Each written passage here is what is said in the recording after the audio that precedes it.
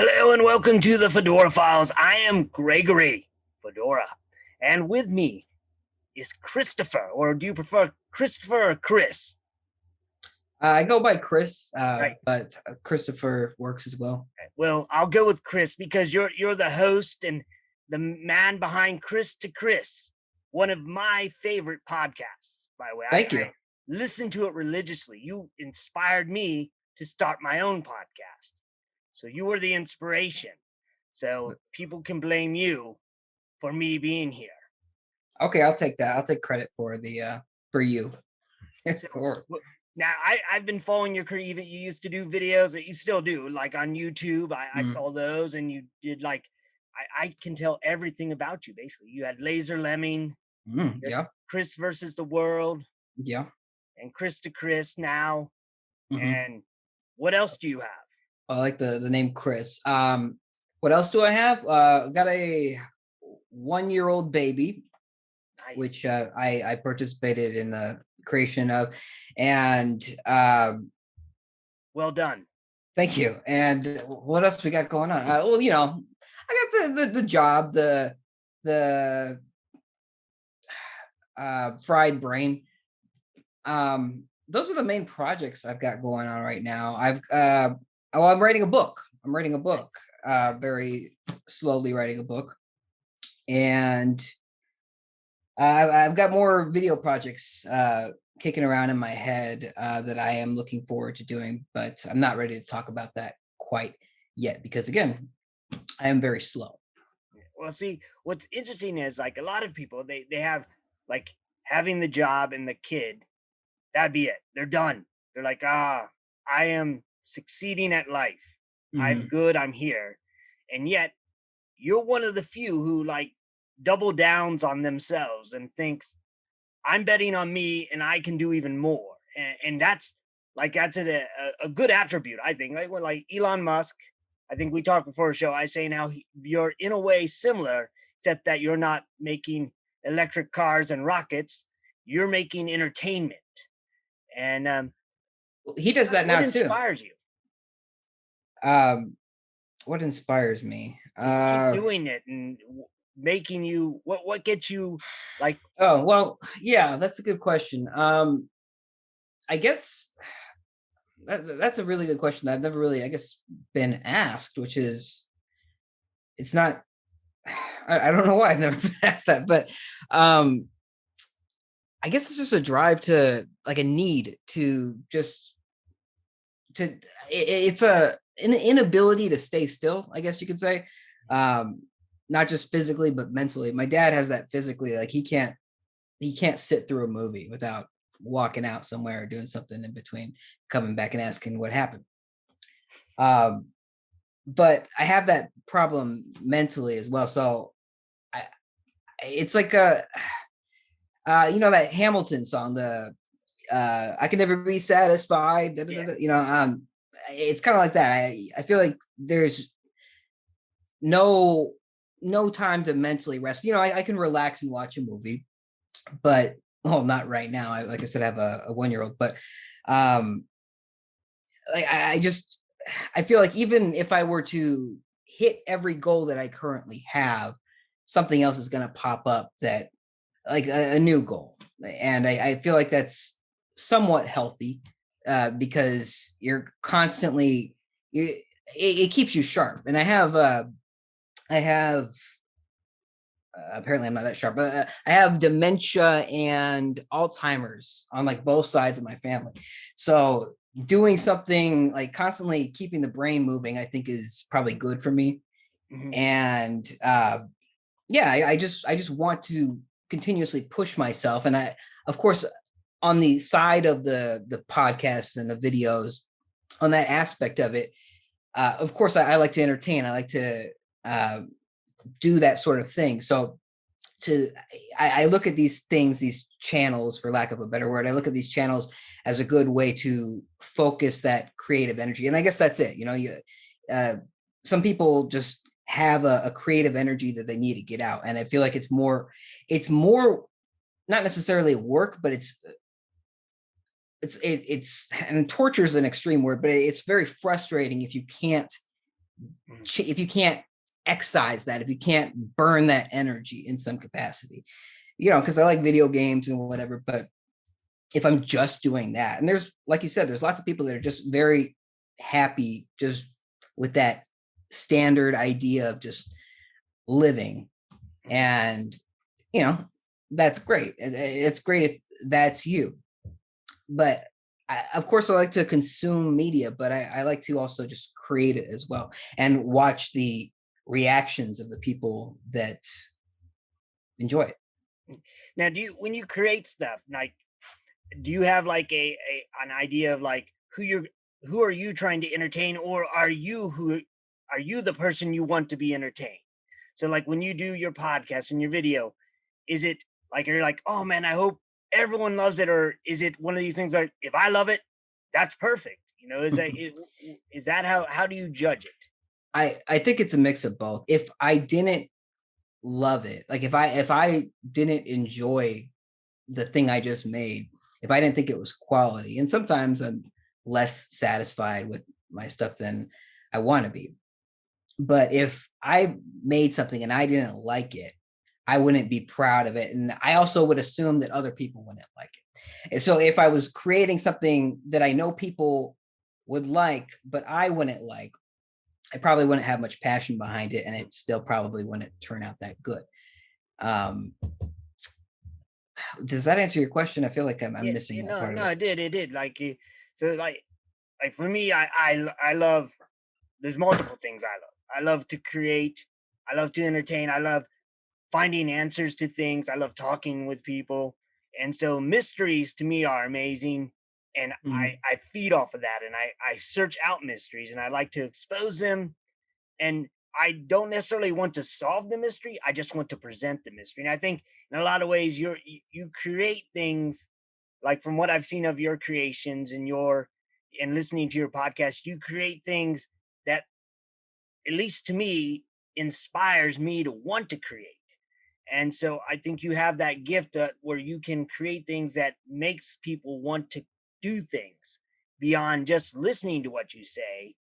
They may want to be like, oh, I want to be more like that. And we, I guess my question now, after I've just blabbled all over the place, is, on average, how long do you take to create like your podcast, for instance? How much time do you normally spend on that before Eric? Because you put a lot of effort into it. From at least Yeah. listening, it sounds like you Well, thank you.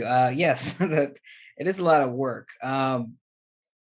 Well, like, okay, so yeah, I have the full-time job, but most of the work of the podcast goes on after. And sometimes before I started working from home, which might be ending in June. I hope not. But like I said, most of the work would be okay. I get off work, do what I got to do at home, whatever, taking care of things, cleaning something, cooking something, whatever, right? And then later at night, I would do research for the podcast, whether it be a story or gathering questions, just information that I think would be interesting, or just coming up with ideas like for our tip of the week segment and whatnot. And the podcast has evolved over time from what it started to what it is. Uh, yeah, so I'd say for like what is now probably roughly about an hour long episode, I probably put in about uh 3 to 5 hours every week ahead of that. do. So yeah, and then I I'm kind of stupid in the way I do it because uh the vast majority, or the lion's share of all of that, because I'm sorry, I'm rambling, I'm going in No, circles it's here. good. What I'm trying to say is that I record the night before, so the podcast airs on Fridays, record on Thursday night, but I'm still going to work on Thursday. So this often goes very late into the night, the night of. So it is very draining. And if I'm working on that Friday, which I most likely am, I'm usually very tired the day the episode airs. But to see the results and to see people enjoy it is definitely worth it. So what are your goals? Like, where would you like to see? I know I've listened to you want 8 billion listeners, but where do you Right. hope the podcast itself goes? Where are you hoping your what is like your do you have benchmarks set out, or are you just going to continue doing it because you enjoy it? Yes, we do. We do have goals with it. Like you said, you alluded to, we have a goal, an ultimate goal of 8 billion listeners, and we don't currently have 8 billion people on planet Earth. But I think it would be pretty cool. I just saw a headline because I'm much too busy to read the actual article, but saw the headline that said Facebook apps combined have like a total of, I want to say, just under 3.5 billion users in total. So I'm assuming that includes Facebook, Instagram, and maybe Messenger or WhatsApp. They own a lot now, I guess. But if I could get, I was gonna say if I can get 1 billion. You know, the way I look at my goals right now are are less listener based, even though that's very important to me. But it's more about, okay, what avenue do I want to go next to increase those listeners? So my next plan here is to start uploading previous episodes and then gradually or maybe concurrently uh, upload the present episodes, the modern new episodes Mhm. onto YouTube. So that way I can expand the listener base kind of instantly to a whole new group of people that are searching for something on a regular basis. Yeah, and I think everybody is constantly searching for the next thing and then something new and fresh and different. And definitely Chris is always entertaining, and I think I laugh throughout the whole episode, no matter what Thank you. topic. Even some topics that are kind of deeper and may not necessarily be something people would want to laugh about, you present it in a way that you kind of bring it out the humor in that situation, and Oh, that's thank you. always that's another gift you have that I've noticed. That's like I'm just lauding things upon you, like singing your praises. I appreciate that. Not I'm enough like that people do guy it. with The Witcher. I play the song. Here comes Chris.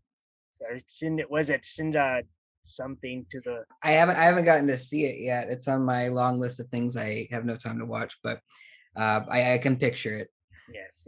And well, your wife will love it because Henry Cavill is there and he walks around shirtless a lot. Oh So yeah, I'll make sure to let her not let her know. watch it.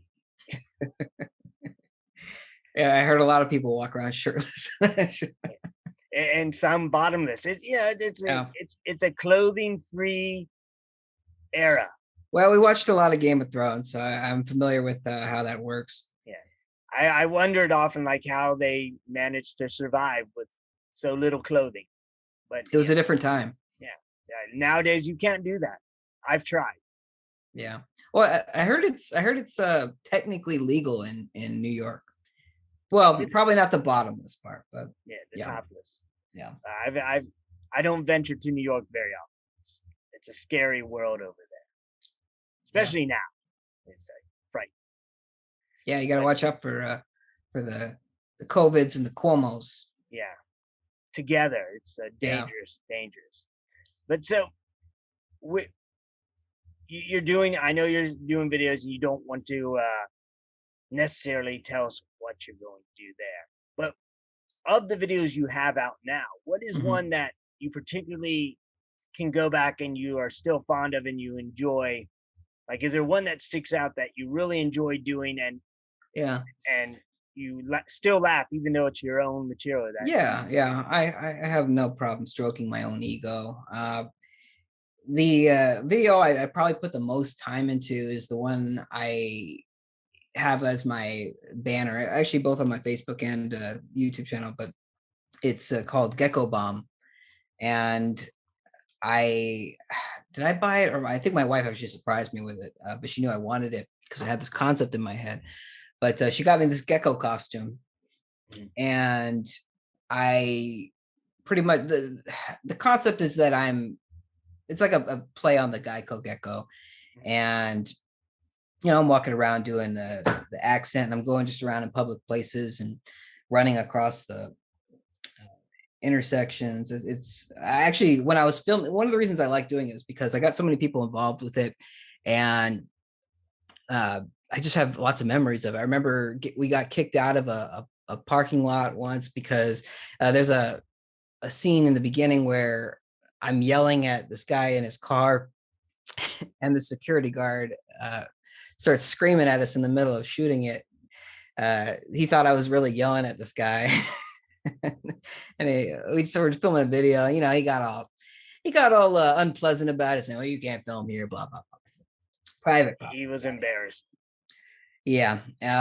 So just that whole process was a lot of fun. And it was just something that I was really passionate about. I remember just writing a long script for it, and just getting very excited about it and putting a lot of work into the editing. Now, over time, I think my editing has just improved quite a bit, but and I very much like my most recent videos, but um, yeah, that was probably my favorite one to do. But that was, I want to say, 2013. Oh, that's like quite a bit, almost 10 years ago. It's getting up there. You Yeah, might have to revisit it as a 10-year anniversary. yeah, I Bring it could pull back. out the dirty costume and Yeah, don't uh, clean it. you know, well, it has to be like dry cleaned, and you have to Okay, like well, stuff it full of paper, and it's a whole thing. So yeah, I'm gonna keep it dirty. so I would love to see that. So I was curious, like as you create, I know that sometimes it can get daunting.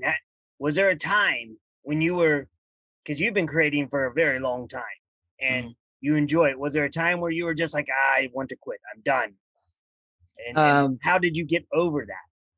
Because I know people listening who may be creating might yeah, be like, I'm ready to quit. What? How would you get beyond that hump of yeah. despair? There's definitely been. I mean, it's okay. So I have like a big soapbox I could go on about YouTube in particular. You could probably extend this to Facebook or any other social media site, but YouTube has become a very politically charged issue, especially for creators, YouTube creators, because it's not nearly the same as it used to be 10 years ago, 15 years ago. Is YouTube 15 years old? I think it might be now.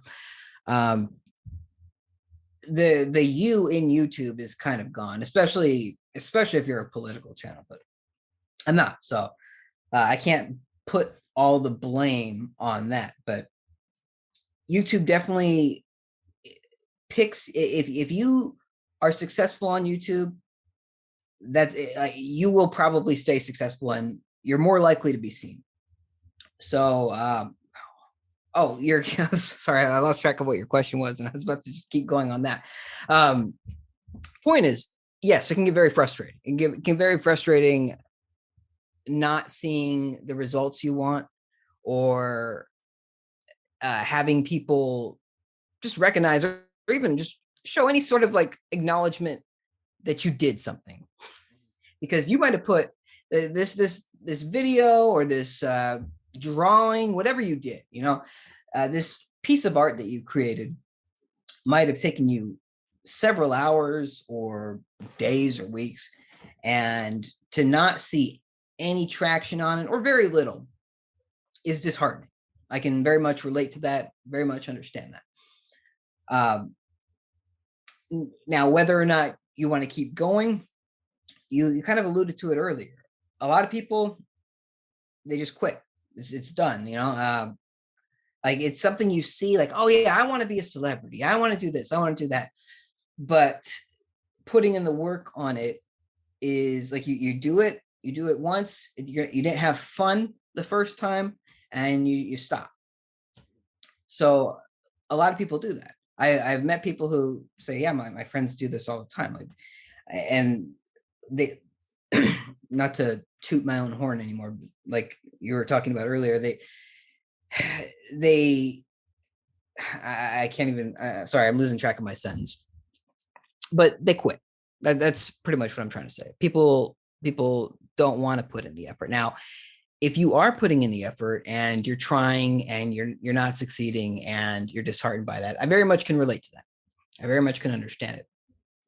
What I would say, and this is something I still have to remind myself on a regular basis, is if something isn't working and you still want it, maybe change it up. Try something different, because you can try the same failed attempt a million times. Like, oh, this doesn't work.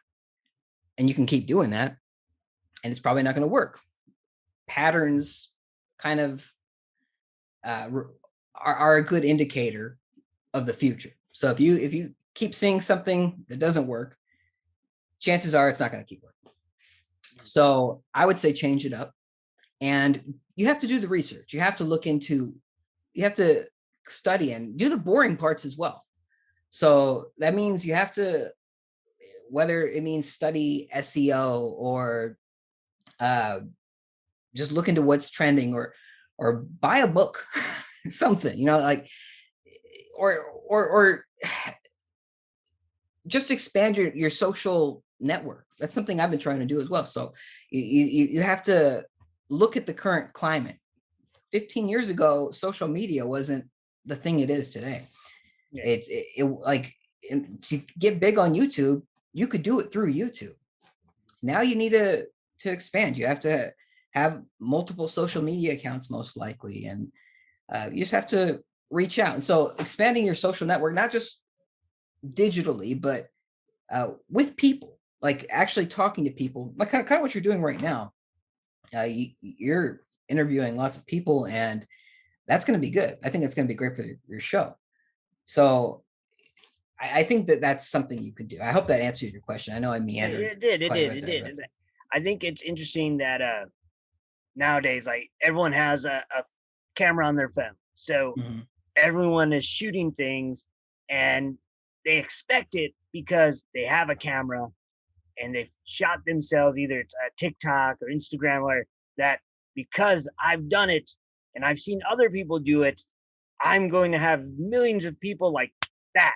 Right. And they don't realize that their favorite TikToker or Instagram person or YouTuber or podcast, they've been trying and doing for years. It's most of these quote unquote like instant celebrities aren't instant celebrities, and people don't grasp that, and they don't realize that there is a lot of work and people are striving. And you could probably go through like I don't even know who the best TikTokers are, my children, but those, even if you go back, you realize they've done like thousands of videos, and it wasn't until this one finally people were like, oh, and then a million people saw it, and then it took off. But they had done thousands of videos before that, and had they stopped that one video right before the good one, they would be nothing.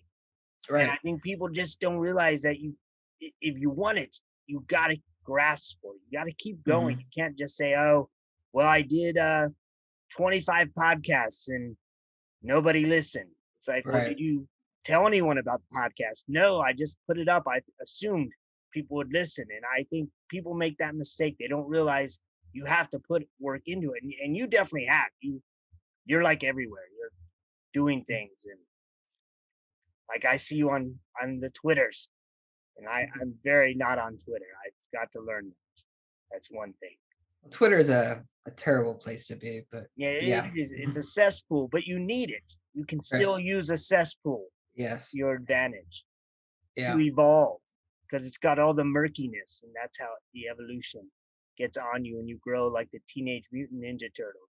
But that's a What is it? What mutated them? TGI. All I know is that little tiny turtles became ninjas, and then a dude turned into a rat. I'm not sure how that all worked, because Splinter was a human at one point, right? Well, okay, we can get into this if we want to. So, Splinter was a human, but I think it was only on the first cartoon show from the 80s and 90s. Well, in the original comic as well, he was. No, in the original comic, he was a rat. Oh, he was just a rat. Did you see the movie, the first movie, the original 1990 movie? Yes. Yeah, he's not a human in that movie. Mm, He's a like little Jim Henson rat. yes. He's mimicking his master. What is Oh, his that's name? right. Yeah, in the movie. I Yeah, just remember at one point Hiroshi. I there forgot his was a name. cartoon that made him a human. That Yeah, so the cartoon made him a human, and uh, they took lots of liberties. yeah, because then also Bebop and Rocksteady were people too at one point, In the right? cartoon. The Actually, cartoon. they also didn't exist until that cartoon. So they were made for the cartoon. Okay. And the another significant difference is the Foot Clan. That's Shredder's is thugs, Yes. his go get 'ems.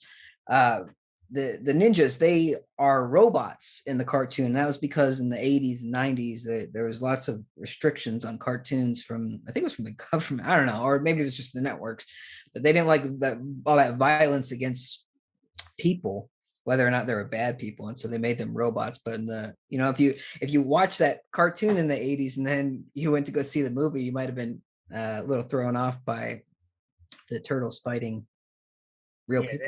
Yeah, because you were unsure of, you couldn't show like turtles killing people. That would have been horrible. Bad Yeah, PR. in the UK, it was called Teenage Hero Turtles because yeah, they weren't allowed to use the word ninja because Okay. it evoked too much violence, and Michelangelo wasn't allowed to use nunchucks. Oh, So he had I guess they had like a nunchuck problem in the UK or something. but But the swords were okay. sword's fine. The size that Raphael, you Yeah. can impale somebody, you could slice off their head, but if you knock somebody in the head with a nunchuck, you were a bad person. That's over the top. You just couldn't. Yeah.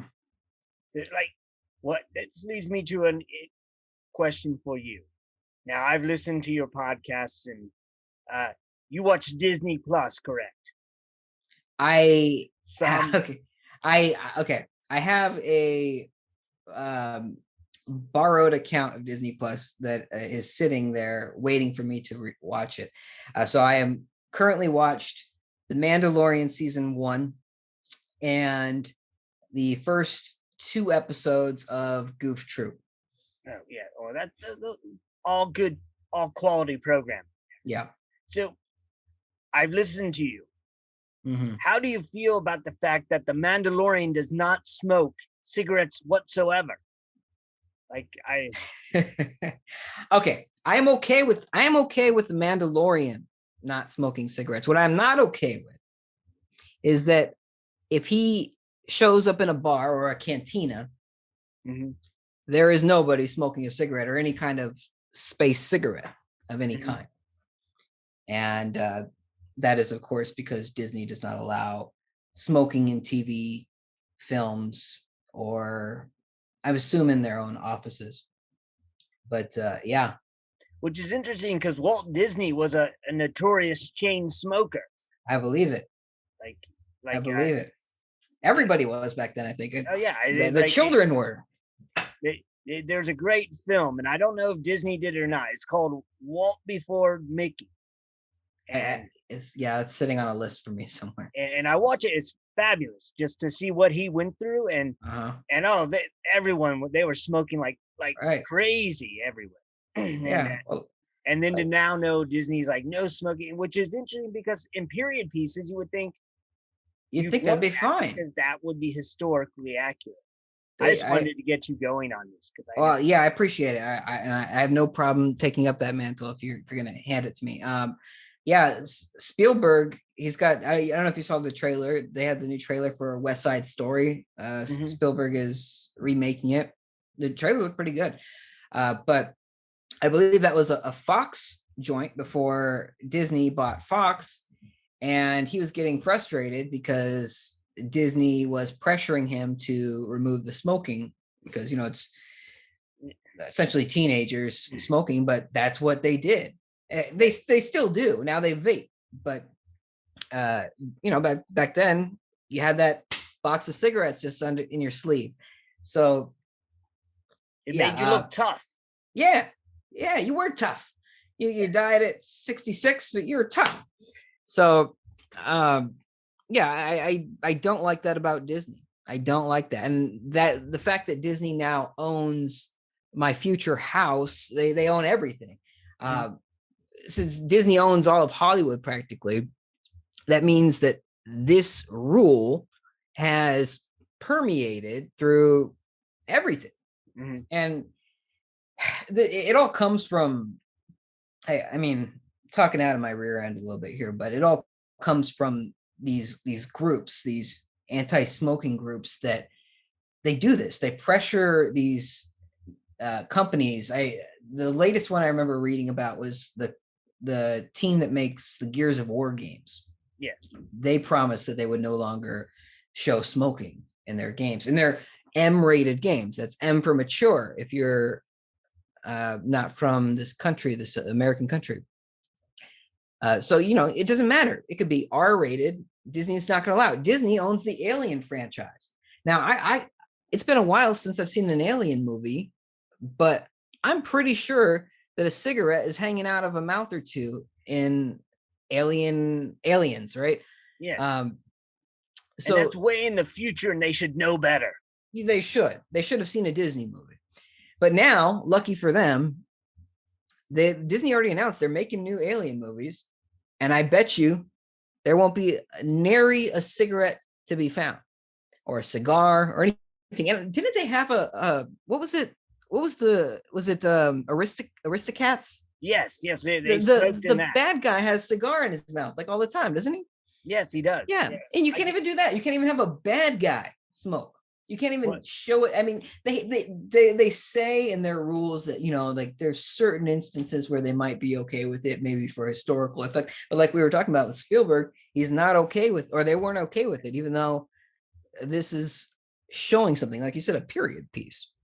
well, I'm curious if they're going to go back into the Star Wars movies and digitally remove Jabba the Hutt's pipe thing and make it like a lollipop or a popsicle, perhaps. I, I, you know what? I would welcome that. I would really welcome them to do that, because it would put a big spotlight on this stupid rule. Because the Star Wars fans are insane with this sort of thing, and now that they don't have, George Lucas didn't care. He didn't care what they said. Just Yes. take it. But Disney is very reactionary. That's how James Gunn got fired and James Gunn got hired right back, because Disney's very reactionary to the Yes. mob.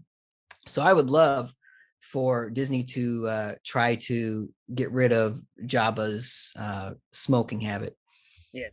Yeah, Disney is very interesting with that. Like I like watching what happened with the Mandalorian with that I I'm gonna call her Cara Dune because I don't remember her real name. Gina Gina, that's Carano. it. Yes. And she left and then she may come back. It's like it's you don't know because there's people who are upset about it. You don't they may flip on that and be like, we want her back. Yeah, I don't know. You never know with them. They go I, back and forth. I would be surprised, just based off of the like the Hollywood politics, if they brought her back, because the latest, that reminds me of, we were talking about Elon Musk earlier. I don't know if he already hosted Saturday Night Live or if he's about to. I mean, by the time this airs, so I'm sure he'll have hosted it. But so he's supposed to be, if he hasn't already, hosted Saturday Night Live, and a lot of people, a lot of the what do you call them? I don't know, the sketchers, the people on Saturday Night Live, the entertainment. I guess several of them did not want to be on the same show as Elon Musk because they don't like him for X, Y, or Z political reasons. And so I guess Lorne Michaels, he's the guy who runs Saturday Night Live, right? Yes. I guess he said that the people who don't want to be on the show don't have to be on the episode. So I don't know how many people are actually going to be on the It's show. just It's gonna just going to be be Elon Elon Musk Musk. plans. Yeah, it'll just be him. And that could be a fascinating show. He's a very interesting individual. He's like I've listened to him talking, and he's like I'm like sometimes he's like that is amazing. Other times like he is crazy, but Yeah, either way he's always entertaining. yeah, And he yeah. doesn't care. He's a billionaire. And Yeah, if I was a billionaire, I probably wouldn't care about anything. yeah, You could say whatever you want to me. At the end of the day, I'm a yes, billionaire. exactly. So I went. I know we're running out of time, but I want people to know if they don't know where to see your stuff, where can they go to see all of your brilliance?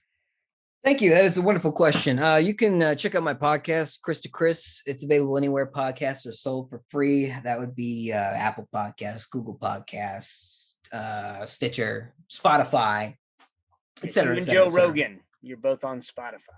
That's right. Joe Rogan is only on Spotify, so we've actually cast a wider net. So we're this close. We're right behind you, Joe. Besides that, we host the show on our website, upnloaded.com. That's UpnLoaded.com.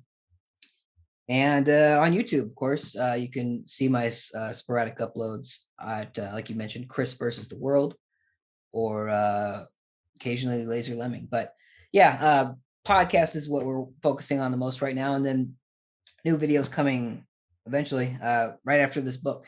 So yeah, thank you for asking. Of course, you could also follow me on Facebook, UpnLoaded, UpnLoaded. That's we got more people following us on the Facebook. Trying to build up the Twitter, same thing, UpnLoaded. Also on Instagram, same name. And yeah, I like the uniformity. thank you. Me too. That was smart to do. Appreciate it. Yeah. There's another tip for the audience: uniformity. Yes, keep it all under the same thing, because if you have multiple, people are like, I don't know who I'm listening to. Right. And who's there was somebody who just had the same outfit every single day, like a famous person. I remember kind of like a cartoon character, essentially. Like Doug Funny just had the same outfit in his closet. I don't know where I'm going with that. I was just going to suggest that as a tip. If you, it was somebody who was very famous for something. I think they did something important. I hope that really inspires your audience. Well, it'll give them something to look for. They can like Google it. Someone Yeah. famous that wore the same outfit every day. Yeah, and they did something very incredible. And somebody besides me remembers their name. Yeah, I don't remember their name, but I'm going to find it out, because like I told you, I like mysteries, and I will discover it. Yeah, and we appreciate you doing that. Well, again, I thank you for taking time out of your busy life. I know you've got many things you got to get to, and you have your family and your book and your podcast to prepare for. So I won't keep you any longer. So, well, it was a pleasure, and be happy to do it again one day. Oh, definitely. I will definitely have you back, because we will have to delve into, once you finish Mandalorian season 2 next year and finish the rest of Goof Troop, then we can come on and talk about that. I would love to do that. I'd love to tell you about all the shows I haven't finished yet. Yeah. Oh, we could do that. Just a show about shows you have not seen yet. I would love to sit down and find out what you have not seen. And then your audience can come at me and tell me the endings to all of them. Yeah, because I know I love being spoiled. I love spoilers. Don't we all? Yes. Don't we all? Yes. Well, thank you again, Chris, and I look forward to your next podcast and all the other creations you do. Likewise, I'm looking forward to seeing the show grow.